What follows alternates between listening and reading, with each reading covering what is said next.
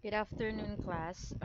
For those who watch this in the afternoon, good afternoon. For those who watch this in the morning, good morning, by the way.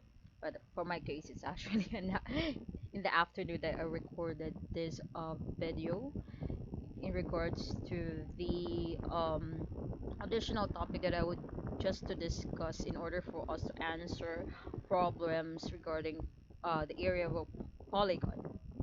Yes, area of polygon, which would be now related sa area, surface area and the same time sa volume ng prisms. Okay, so I'm going to discuss a little bit about trigonometric functions just in order to use the formulas that we have or the idea that we have in trigonometric functions, which will now be applied sa area of a polygon. Okay, so let's start with the a file we're in. I have to discuss trigonometric functions. Supposed to be, I won't be recording this video, but then private na yung video that I had or the video recording that I have with the chemistry students. So I have to re-record again a little bit of discussion on trigonometry. Okay, so let me begin with the discussion. Okay, so this is gonna be a quick discussion about trigonometry. Okay, so as a background note, trigonometry is a branch of mathematics that deals with the study of the relationship between. Well, let me just write it down.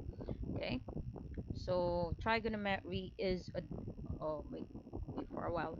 Let me just add a file here. So let me just move this one also. So where was that? Here. So trigonometry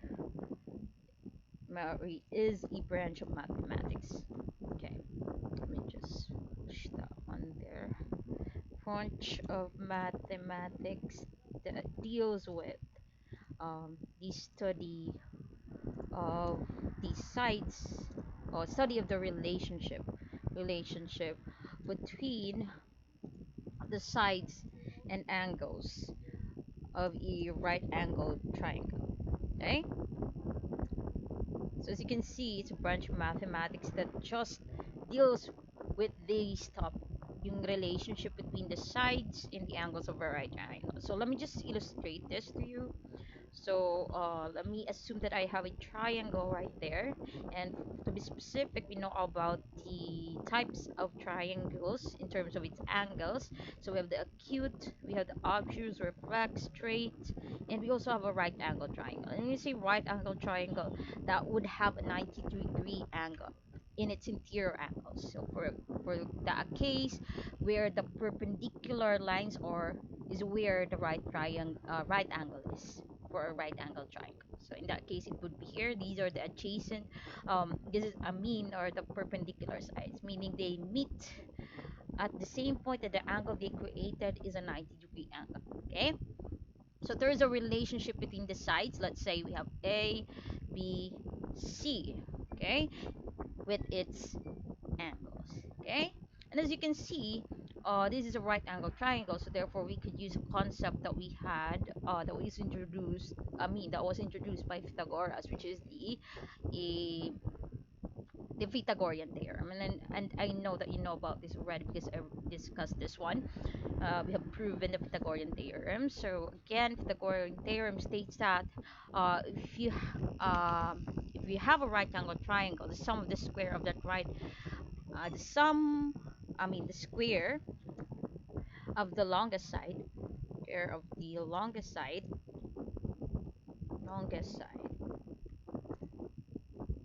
of the right angle triangle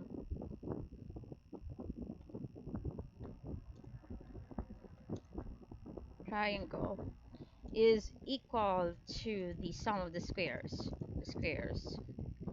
of the other two sides. So as you can see, we could find actually the sides using the Pythagorean theorem. But then it would require you to have at least two sides given. What if you are given an angle, right? And a side. So you won't be able to find the other sides if you use with the Pythagorean theorem. That's the thing.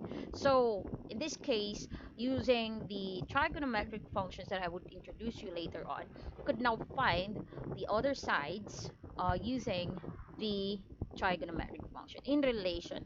So of course, sa relationship between the sides and the angles, we are going to uh, formulate those trigonometric functions that we will be using in order to solve those problems. Okay, so with this in mind, of course, for us to observe the behavior of the triangles, we are going to assume that these triangles are in a Cartesian coordinate system. Okay, we're going to assume that this is in a Cartesian coordinate system, and I also know that you know about this already. This has been discussed in grade 10 mathematics. Of course, you know about the Cartesian coordinate system, and this was introduced by Rene Descartes. Okay, this served there is a branch actually that studies the behavior of the lines, points, and all of those figures, those 2D and 3D figures in relationship with the Cartesian coordinate system. And what we call them is, and what we call it is analytic geometry. Okay?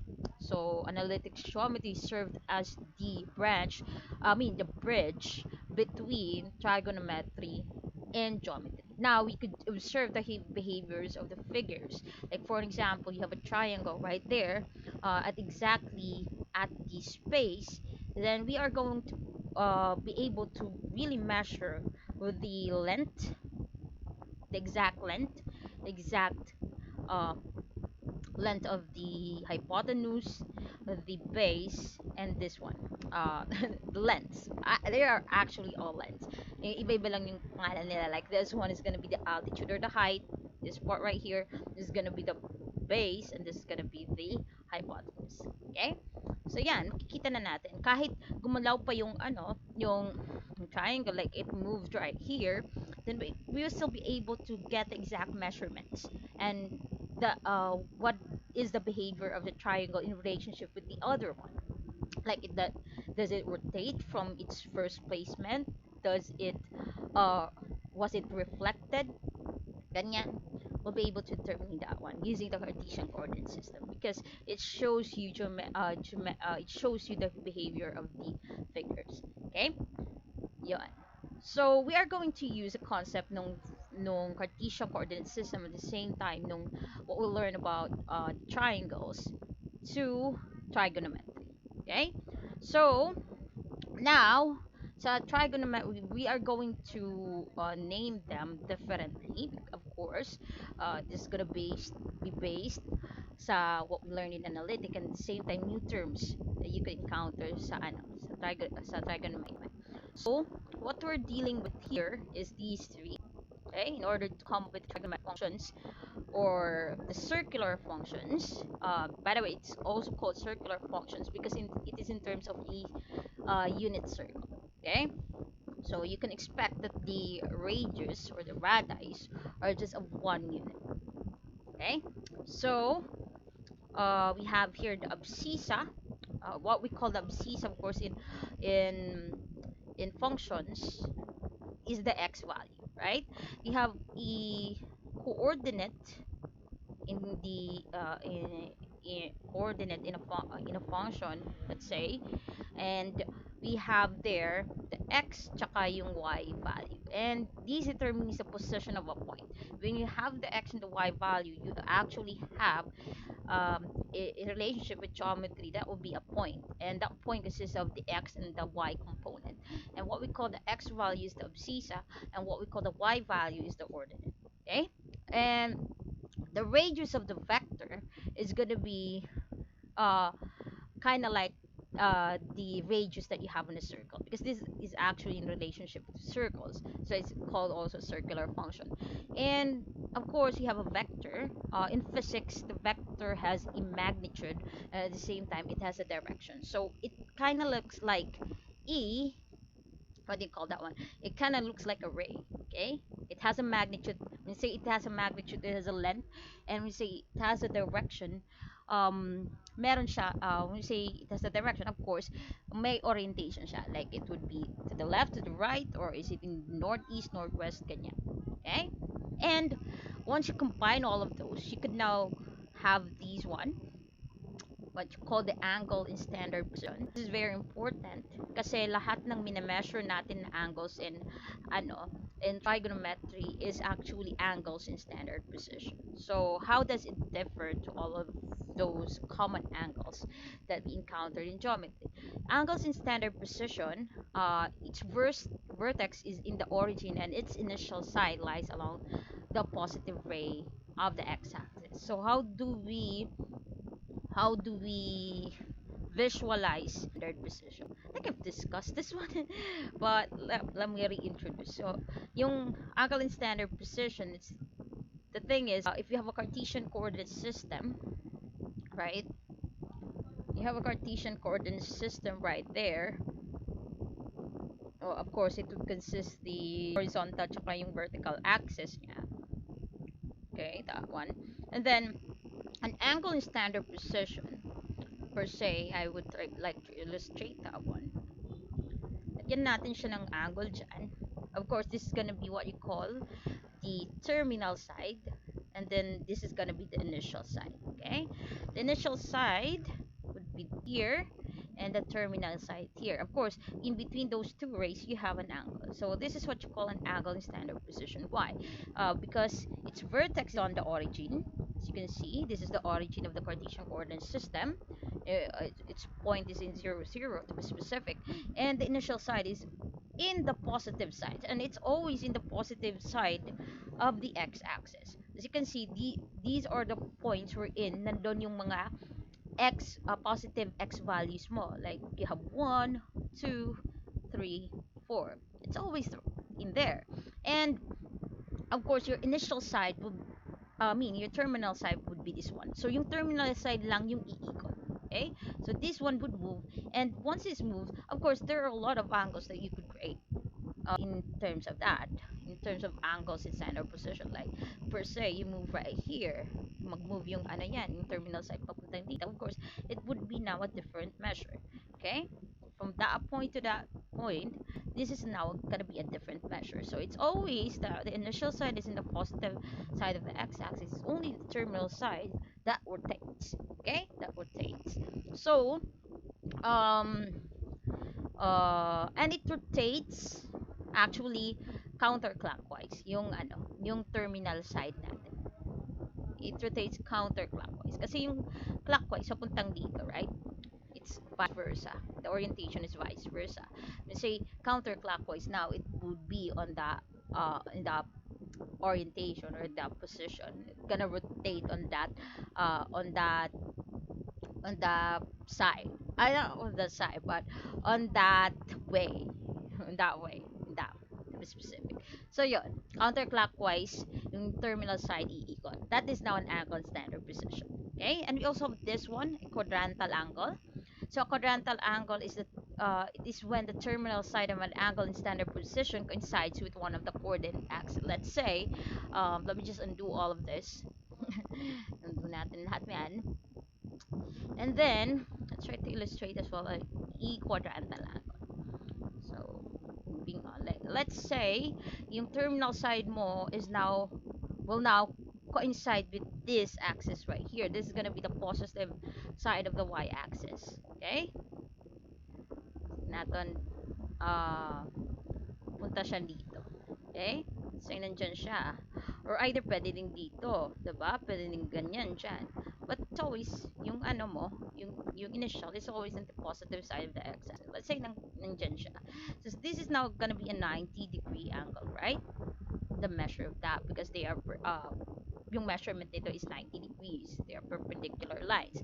So, a 90-degree angle and in standard position is special type of quadrantal angle. All of those angles that will coincide with the axis, even sa y tsaka sa horizontal, are what you call quadrantal angles. Okay, that's what you meant right there. So these are gonna be these things will be used in order to uh, define yung ating mga trigonometric functions. Okay? Yan. So in this case, if we have one half of a rotation, sorry, ganyan. Oh, pangit na siya. Let's say, ganyan, half of a rotation. That's actually 180 degrees. Okay, that's still a quadrantal angle. Your initial side stops here. It's kind of like a straight angle. So let's say it stop here. That's gonna be 270 degrees. This is also a quadrantal angle. And if it stops here, that's gonna be 360 degrees. That is also quadrantal angle. And even 0 degrees is a quadrantal angle. And if it continues on the case, 2 rotations, 3 rotations, it's still a quadrantal angle as long as it coincides with the axis, the horizontal, tsaka yung vertical. Okay?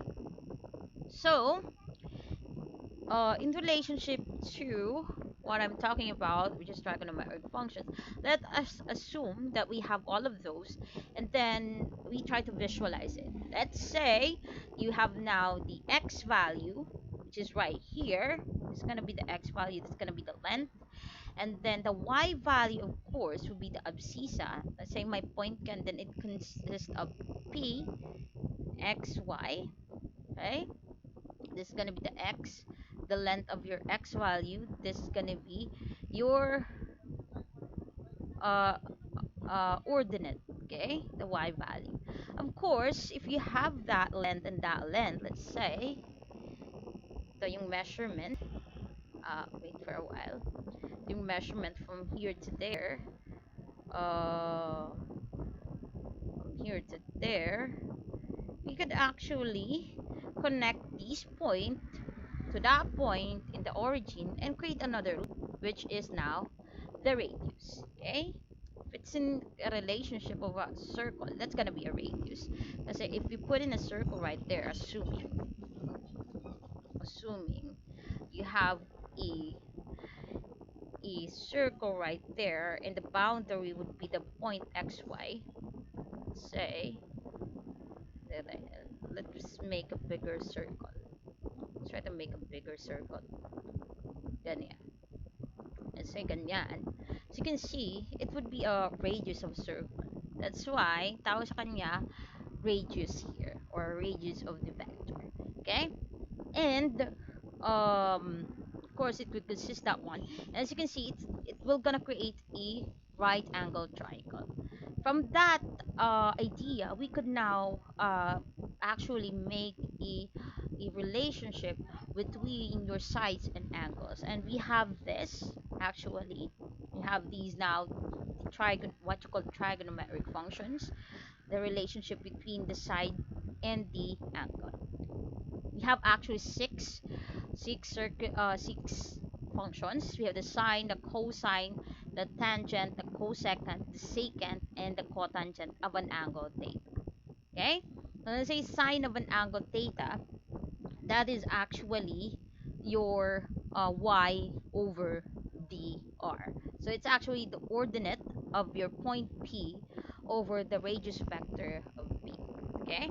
So let me just crop that one with the figure that we used a while ago so that you can see it.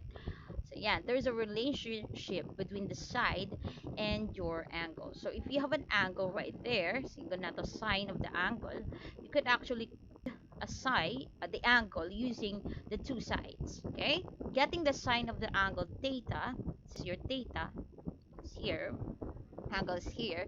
You can find your theta by getting the sine of the theta.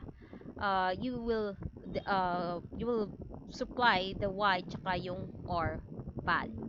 Okay, that's why you have the ordinate over the radius vector. And then for the cosine, it's going to be now in terms of your x value, so that's going to be x over your radius. Okay, and for the tangent of angle theta, it will use now your ordinate over your abscissa, so that's going to be y over x. In order to find the tangent theta, that be equal to your y over x. And it's easy to memorize the other three because the other three functions are just inverses of the first three. So as you can observe, we have your sine of angle theta that's equal to y over r. Your cosecant theta is actually r over y. So that's actually the inverse of your sine. Okay? The sine is the inverse of the cosecant, and cosecant is the inverse of sine. Okay? And then we also have the cosine. The cosine is actually the inverse of your secant theta. If your cosine theta is x over r, then your secant theta now would be r over x. Okay? And the last one, we have the tangent. The inverse of that is cotangent. If your value of your tangent of angle theta is y over x, your cotangent theta is x over y. What's the use of memorizing all of these? So you can use this now to the problem that we have a while ago, diba? What if you're just given an angle and then you are given one side? Now you could find the other values, diba? You can find the r, and then using that, you could actually use Pythagorean theorem because are just all about right angle triangles, and then find the other value of the side, or either just purely use these functions to find the other values. Okay? This would it wouldn't now be a problem kung nagfa-find ka ng angle tsaka nung mga other sides. Okay? Kung kulang ka ng angle, kulang ka ng side, you could use yung trigonometric functions for a right angle triangle. So let's try to answer a little bit of problems involving that. Okay? So let's say meron kang point, and I hope so all of you knows how to plot a point in the Cartesian coordinate system. If you still don't know how to plot, I advise that you try to review on that one. Kasi hindi siya i-discuss dito, but then I will just show you yung plotted na point. Okay? Let's say if the point 5, negative 12 is on the terminal side of an angle theta that is in standard position, you have to find sine theta, cosine theta, tangent theta. So given a point, you could actually find all of those. So you have to, of course, plot it first, try to visualize it. So the 0.5 negative 12 is kind of right here. As you can see, meron tayong 5 units from your x-axis, then negative 12 units on your y-axis. I mean, kanina yung x, ngayon yung y. Okay, so the location of your point in space is gonna be in here, which is 5, negative 12. So now the problem is how to find these length bar. Now you could use the concept of the Pythagorean theorem. Remember, this is just a right angle triangle. So if you're given this side, which is, let's say this is your A and B are interchangeable right here. Okay? Pwedeng B dyan, pwedeng A. As long as hindi lang siya ma-interchange with the length of the hypotenuse. Okay? So let's say this is C. So in trigonometry, we call these length is the y, right? And we call this length as the x. And we call this one naman as the r. So substituting what we learned from Pythagorean theorem, now you could come up with these values because diba, if you have c squared is equal to a squared plus b squared, then substitute those variables there. R would be now c, A would be now x, and B would be now y, right? So you could now find the radius of any right angle triangle in the Cartesian coordinate system using this formula. So now, if you have the 2 points there, you could find the r. So simply substituting that one and using the same process we have in finding the hypotenuse dun sa Pythagorean theorem, you could come up with these values. Okay? Substitute mo siya ng 5 here, negative 12 dito. As you can see, you get 25 at 144, and the square root of 469 is 13. So pala, yung length nito is 13 units. And again, pag wala siyang apelido, units siya. Guys, ha? Hindi siya si Block 9 na walang apelido. May apelido yung mga measurement dito sa math. So that would be 13 points. Okay? So yeah, you have now all of the things that you need to find the trigonometric functions. Okay? You could now find also the theta. So let's try to let's try to now find the six trigonometric functions in terms of these points. Okay, so we have now, of course, given the value of x there, which is 5, and then y is equal to negative 12, and then your r is what you solve for kanina, which is 13. So, remind you sa or, sa radius, is always positive length. Wala siyang negative counterpart because this is a length, guys. Nagkakaroon lang tayo ng negative tsaka yung positive if it has a direction. In this case, nagkakaroon tayo ng negative to positive for the point because we have the quadrants, the location of your point. In this case, nandito tayo pababa. So, that's why negative siya. Meron siyang direction. Yung R mo, ano lang siya, purely length. That's why it's always positive.